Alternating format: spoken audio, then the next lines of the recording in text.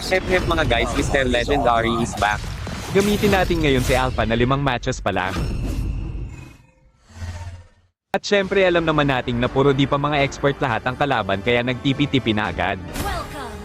At syempre dahil di pa nga expert mga kalaban kaya naka Mr. Legendary agad. Panoorin nyo ito mga guys. A few moments later.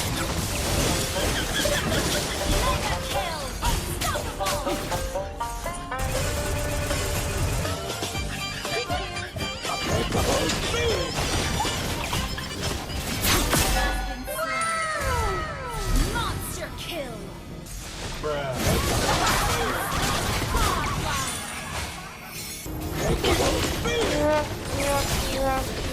Why are you running?